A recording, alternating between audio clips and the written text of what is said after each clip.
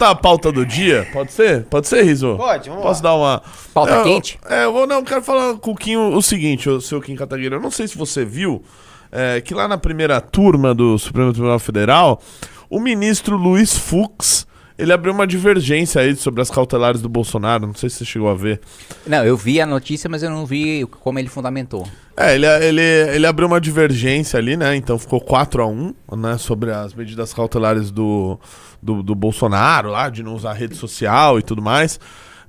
Aliás, ele foi contra todas as cautelares impostas ao Bolsonaro, né? E curiosamente, né, ele fez esse voto até um tempinho depois de que apareceu aquela lista lá dizendo que ele não ia perder o visto dele e tal, que ele não fazia parte das sanções que estavam sendo articuladas nos Estados Unidos. Eu queria saber se você acha que faz sentido esse voto dele. Já te botando numa fria aqui para responder essa questão que me parece um pouco complexa, mas é porque eu assisti hoje, fazendo um travessão aqui, falando uma coisa chata, que eu assisti hoje o Estadão Analisa com o grande Carlos Andreas, onde faz uma brilhante análise aí sobre esse voto do Fux. Ele tende a concordar ali com que houve certo exagero aí nas medidas cautelares e fala do histórico do Fux, que me pareceu que fez bastante sentido aí nesse cenário todo. Não, olha, eu acho o seguinte, primeiro, não acho que a decisão do Fux tenha nada a ver com a sanção do Trump. O Fux vem votando, né, vem divergindo, né, do resto do Supremo nesses processos envolvendo o Bolsonaro há algum tempo. Só que o primeiro alerta que eu sempre faço em relação ao Fux, né, a gente tá tão carente de ministro do Supremo que vote decentemente, que nos primeiros votos que a gente vê de alguém que é coerente, que tem algum sentido, que de fato dialoga com a legalidade, que de fato tá protegendo a Constituição, tá protegendo a lei, já oh meu Deus, que grande ministro do Supremo, pô, Luiz Fux é maravilhoso, é excelente. Gente, calma, né? O Fux é um dos ministros mais corporativistas em relação ao privilégio do judiciário que tem dentro do Supremo Tribunal Federal. Foi Luiz Fux que sentou durante anos na liminar que concedeu auxílio moradia, inclusive para juízes que moram no local em que eles trabalham, né? E depois só saiu de cima dessa liminar e deu pro plenário do Supremo derrubar depois que a Dilma fez o acordo para aumentar o salário do judiciário e o Temer foi lá e cumpriu o acordo da Dilma. Então, menos, né? O Fux não é nenhum salvador da pátria.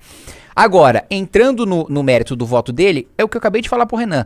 Não tem o menor sentido você impor essas medidas cautelares pro Bolsonaro, porque e o Fux fundamentou bem. Ele tem domicílio certo, o passaporte dele, ele já não tá com passaporte, assim, não tem risco de fuga, assim, não tem ameaça pro processo, a investigação já acabou, já tá na fase das alegações finais, é a última fase antes dele ser preso, condenado e preso, não tem segunda instância, não tem mais recurso, então assim, não tinha nenhuma razão pra fazer isso, a não ser uma demonstração desesperada de força frente às cobranças de que, e aí, o Trump tá fazendo isso, o Supremo não vai fazer nada.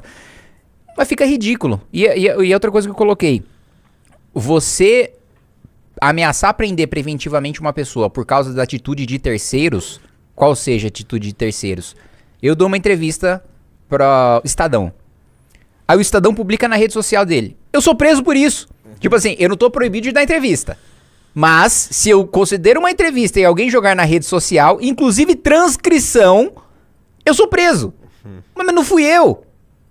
Foi outra pessoa. Você está insinuando que toda e qualquer pessoa, sem precisar de investigação, sem precisar de prova, você vai partir da premissa que ela está combinando o jogo comigo pra depois jogar aquela entrevista na rede social, porque como eu tô sem acesso, você tá sendo meu proxy, você tá sendo meu braço, meu subterfúgio pra eu ingressar na rede social. Então assim, as cautelares contra o Bolsonaro não tem o menor sentido, ainda mais porque a gente já tá na fase de alegação final, é a última fase antes dele ser condenado e preso. Então assim, acho mais um espetáculo desesperado que descredibiliza o Supremo do que qualquer outra coisa.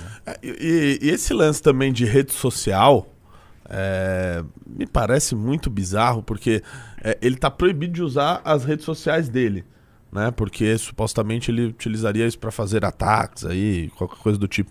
Só que isso é baseado no fato de que ele postou um vídeo do Trump. Então, assim, ok, quer justificar pelo lado de que ele vai fazer o ataque, ou falar que a urna é fraudada, ou aquele monte de merda de golpe, etc. Beleza.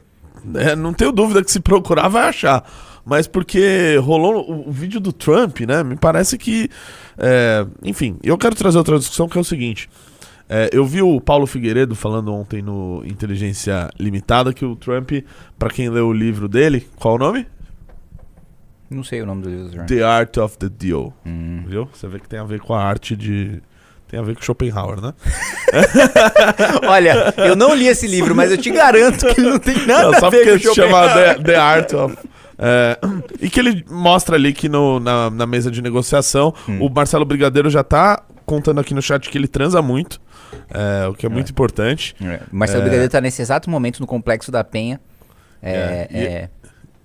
E agradecer ao namorado dele aí que permitiu que ele tivesse mesmo transando muito, comentasse na live aí. Tô brincando, Marcelo Brigadeiro, não precisa me bater. Eu não tô brincando, não.